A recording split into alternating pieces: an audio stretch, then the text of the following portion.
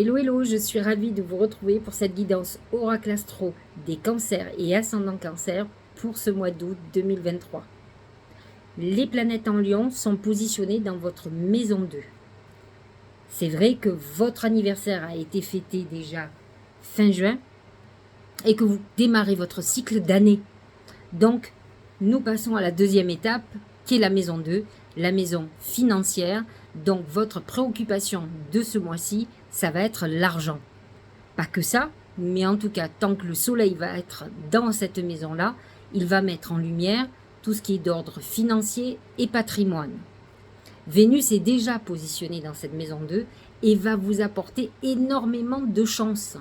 Vous êtes dans une phase très très chanceuse. Vénus dans la maison 2 amène de l'abondance, de la clientèle nouvelle, des possibilités de faire des achats, des ventes immobilières. Enfin bref, c'est votre période en tout cas au niveau des finances. Et vous êtes tranquille jusqu'au mois d'octobre. Alors profitez-en. Vénus en 2 peut vous faire rencontrer aussi un conjoint riche qui a de l'argent, qui vous gâte ou qui a beaucoup de patrimoine. Vénus en 2, un compagnon ou une compagne bien entendu, hein, c'est pour les hommes et pour les femmes. Donc voilà ce que peut vous apporter cette Vénus. Lorsque les planètes rentrent en Vierge, alors nous avons déjà Mars, qui est déjà dans le signe de la Vierge, et Mercure, tous deux positionnés dans la maison 3. C'est un signe ami pour la Vierge, pour le Cancer, le signe de la Vierge. Et donc Mercure va favoriser votre communication, vos échanges, va certainement vous rendre encore plus séduisant ou séduisante.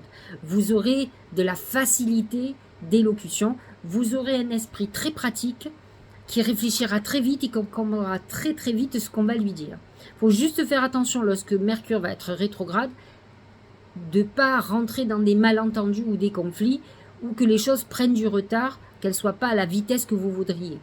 En tout cas, si vous avez une activité qui est liée à la communication, au transport, à l'enseignement, vous êtes dans une période très intéressante. D'ailleurs, vous pourriez vous-même avoir l'envie de reprendre des études, de passer un concours, de vous reformer, de vous ouvrir. Vous êtes dans une période d'ouverture d'esprit. Le soleil en Vierge rentre dans cette maison à partir du 23 août. Et là aussi, c'est la maison 3 là qui va être mise en lumière. Donc cette communication, les frères et sœurs, les déplacements, les petits voyages, l'enseignement. On est dans cette configuration-là. Et Mars en Vierge va vous pousser à agir, à faire un certain nombre de démarches, peut-être pour développer votre communication. Lorsque Mars passe dans la Balance, dans le signe suivant, il se positionne dans votre maison 4. Mars peut amener des recadrages au niveau de la famille, puisque la Balance recherche l'équilibre et l'harmonie. Mais Mars est quand même le guerrier, et donc il peut y avoir quelques mises au point pour retrouver un équilibre familial. Mais ça peut aussi déstabiliser un contexte familial qui était plus ou moins équilibré d'ailleurs. Alors Pluton est dans votre signe opposé. Alors c'est sûr, quand il va partir, vous allez souffler. Ça c'est sûr. Mais là, il touche le dernier décan. Et donc, il est revenu dans ce signe. Hein. Donc, il est dans votre maison 7, la maison du couple, des associés. Donc, c'est une transformation profonde pour vous du couple. Donc, si vous êtes en couple depuis longtemps, ça passe ou ça casse. Hein. Soit vous changez radicalement vos relations et vous repartez sur des bases saines, comme une renaissance amoureuse, soit effectivement, ça sera la fin de votre histoire, parce que Pluton, c'est aussi la mort et la résurrection. Mais c'est d'abord la mort. Donc, ce qui ne veut pas dire que vous ne serez pas en quête derrière de quelqu'un avec qui reconstruire votre vie.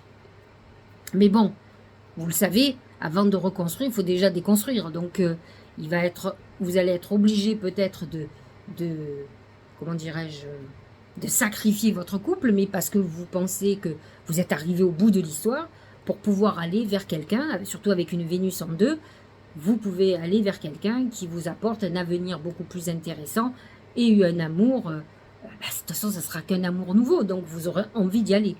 Dans tous les cas, ça amène des transformations. Ceux qui sont célibataires, c'est peut-être leur vision des choses. Vous avez peut-être eu une grosse séparation qui finalement vous a empêché de refaire votre vie. Ce Pluton fait la digestion, la guérison, qui va vous permettre à un moment donné finalement de vous rouvrir, et ça sera une très bonne chose. Vous avez dû commencer à vous rouvrir lorsque Vénus était dans votre signe quand même au mois de juillet, ou même un peu avant, puisque Vénus en Lion est là depuis un moment. Donc, cette Vénus en Lion vous a Vénus en Cancer vous a préparé à avancer dans votre vie amoureuse. Le Poisson est positionné dans votre maison 9. C'est votre signe ami, il est signe d'eau comme vous. Et la maison 9, je vous l'ai souvent dit, c'est la maison des nouvelles perspectives, des grands voyages, peut-être la volonté de changer radicalement de vie. C'est la maison de l'enseignement, des grands enseignements, en tout cas l'université, les grandes études, et donc de la connaissance, de la spiritualité aussi. Alors, le Poisson dans votre maison spirituelle, bien sûr que vous êtes dans une quête spirituelle en ce moment, et pendant 2 ans et demi, ça il faut le savoir. Il y était déjà avec Neptune en Poisson, donc ça fait même plus de 10 ans que vous y êtes. Alors avec tous les hauts et les bas. Le problème de la quête spirituelle, c'est que si on n'est pas hyper équilibré, on attire les gourous, les vendeurs d'illusions, et on a des trahisons. Moi je suis, alors c'est ce que j'ai fait pour moi, j'ai eu quelqu'un qui m'a orienté, mais je n'ai pas choisi pendant un certain temps. Et comme tous les gens qui malheureusement vous conseillent ou sont au-dessus de vous, il y a toujours un abus à un moment donné. Je pense que moi je suis pour une avancée seule. Vous pouvez avoir un coup de pouce et après il faut vous prendre en main, vous laisser guider par votre intuition. Il y a des livres pour ça. Il y a plein de choses qui vont attirer votre attention et d'autres non. C'est ça l'intuition. Dire ça a une résonance pour moi et c'est ça que je vais faire. Alors vous pouvez avoir un coup de pouce, commencer une formation avec quelqu'un, mais pas rentrer dans le côté gourou qui prend le dessus sur vous, c'est pas bon. Donc Saturne va un peu recadrer tout ça, va vous recadrer parce que vous avez tendance aussi à partir dans les alléluia. Donc Saturne va vous recadrer, va vous demander de prendre vos responsabilités, d'avoir les yeux bien ouverts pour pas vous laisser manipuler, parce que c'est ça un des risques de Neptune en Poisson, et Saturne va pouvoir réguler tout ça. Vous avez le nœud nord qui est en Bélier, donc en maison 10, dans la maison de votre carrière. Il est probable que finalement vous soyez prêt ou prête à partir sur une nouvelle carrière avec des ambitions nouvelles. Vous avez des transformations profondes de votre signe, donc il n'est pas improbable que d'un coup, vous vous trouviez une vocation. Alors c'est certainement une vocation qui vient d'une autre vie, de quelque chose que vous avez déjà fait, qui fait partie de vos mémoires personnelles, et donc qui peut vous orienter à ce moment-là. La bonne nouvelle, c'est que Jupiter, pendant 1 an, est dans votre maison. C'est une maison de protection. Alors déjà, Jupiter, c'est notre grand protecteur, c'est Dieu. Alors en taureau, c'est Gaïa, c'est la terre. Donc vous êtes protégé par les cieux et par la terre quand même. Hein. Et cette maison 11, c'est la protection, c'est nos amis. Alors c'est nos ennemis aussi, hein, attention, hein, c'est aussi des trahisons. Mais là, Jupiter est dans son signe, Uranus aussi. Vous pouvez avoir une transformation de votre réseau professionnel, réseau amical, des ouvertures, des gens qui vous apportent beaucoup plus et qui vont justement vous permettre d'accroître, en tout cas ce mois-ci, vos finances, vos revenus. Des gens peut-être qui vont vous présenter des gens, d'autres personnes qui vont vous ouvrir des portes. Uranus peut amener des événements imprévus qui justement vous permettent d'avancer. Alors nous avons une pleine lune en Verseau, Soleil Lion, Lune Verseau, c'est l'axe financier. Lion, Soleil Lion en maison 2, Verseau, maison 8, qui est l'axe d'argent. Donc vous êtes de toute façon orienté finance, gains et pertes. Peut-être avez-vous fait des dettes, avez-vous des dettes, des choses à payer, et vous serez dans cette période d'observation, de réflexion pour pouvoir rembourser vos dettes. La nouvelle lune, le 16 août, est en Lion, donc positionné complètement dans votre maison 2. Alors, avec un Jupiter en maison 11, honnêtement, je crois que vous pouvez faire toutes les nouvelles lunes et les vœux que vous voulez. Vous faites partie des privilégiés. Donc, déjà, vous êtes naturellement connecté, donc il ne faut pas s'en priver. Et là, c'est dans les finances, donc si vous voulez faire un achat immobilier, si vous voulez accroître votre clientèle, si vous voulez avoir une augmentation de salaire, une promotion, etc., etc., c'est le moment de faire des vœux, en tout cas au moins orientés à ce niveau-là. La pleine lune en poisson qui va être dans l'axe de la connaissance et de la communication.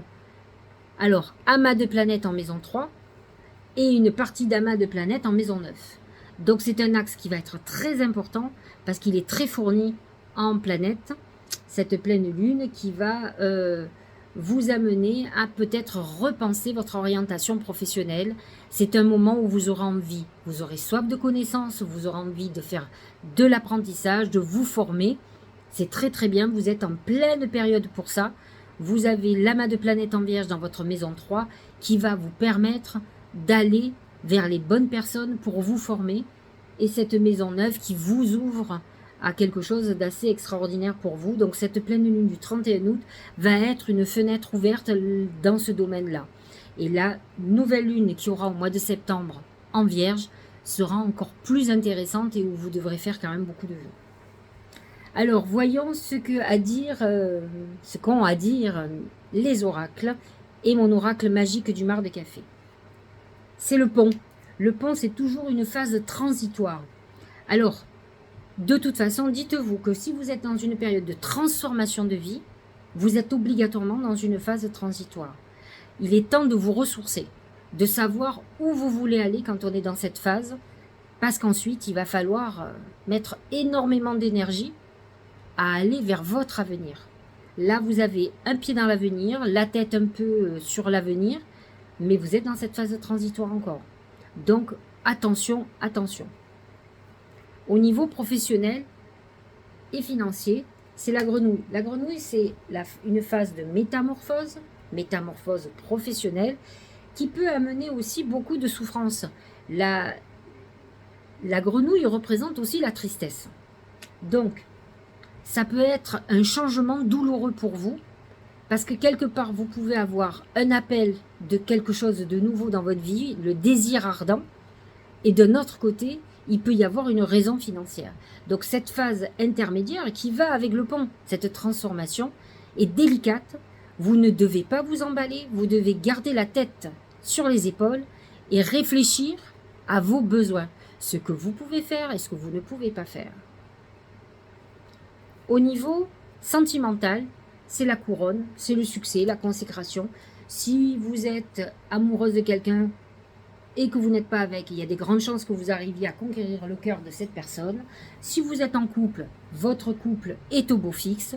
Donc on est dans une phase plutôt heureuse, brillante, je vous l'ai dit. Ça peut être aussi pour les célibataires une rencontre de quelqu'un brillant qui vous amène une vie stable, professionnelle et financière. Donc on est dans une belle configuration.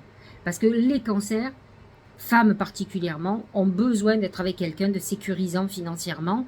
Elles ont besoin d'être des princesses à qui on fait des cadeaux, à qui on offre. C'est des princesses.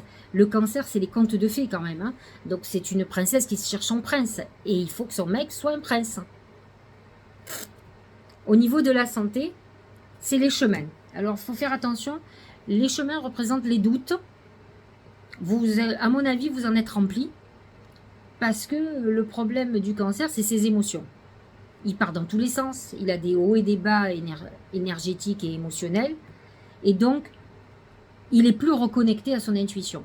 Quand il est à son intuition, comme tout le monde, il est sûr de lui. Mais quand il a les doutes, les émotions qui prennent le dessus, il est rempli de doutes et là, c'est pas bon. Il prend les mauvaises décisions, il prend les mauvais chemins. Donc, il faut que vous fassiez très attention à ces hauts et ces bas émotionnels que vous avez. Il faut faire attention, vous allez être obligé de faire des choix.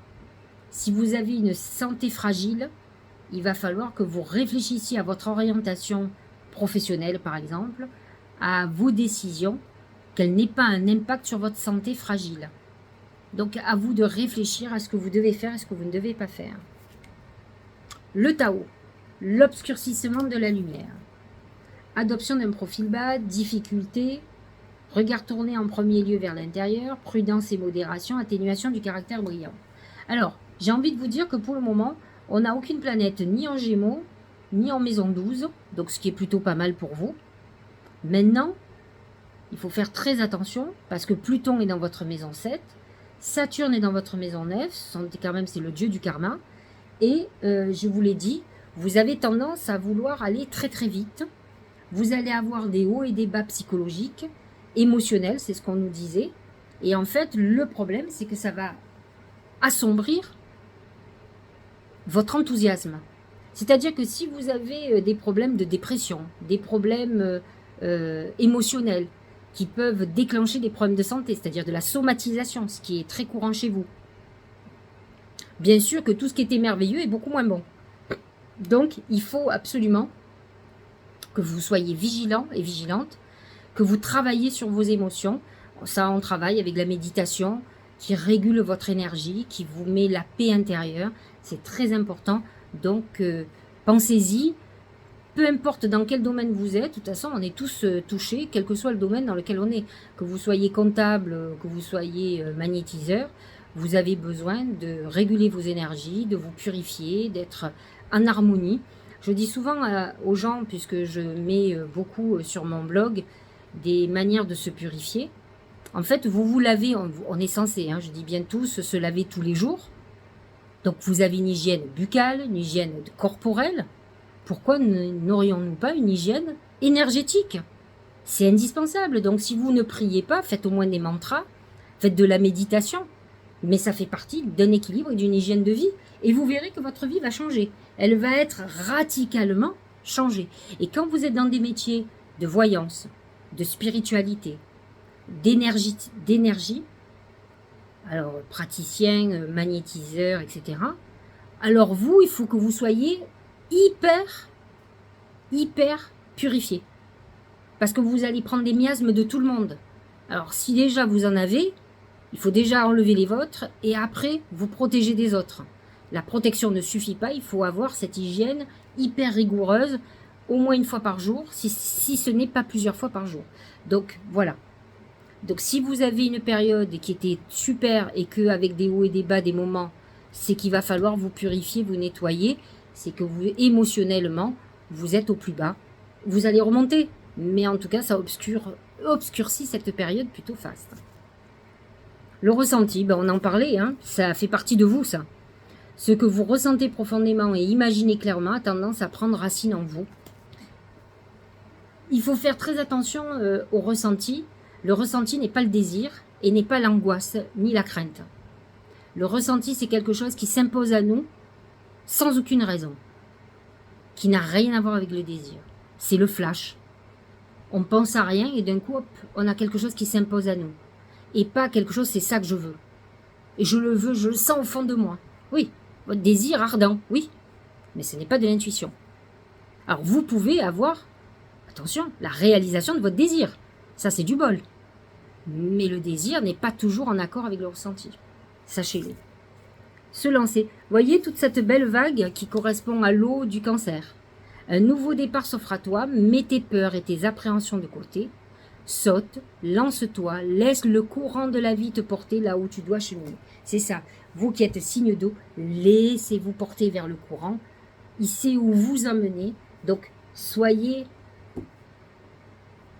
lâchez prise. Arrêtez de vouloir toujours, de dire je veux ça, je veux ça. Soyez pragmatique et laissez-vous porter. C'est ça aussi la méditation. Bon, j'espère que cette guidance vous aura éclairé.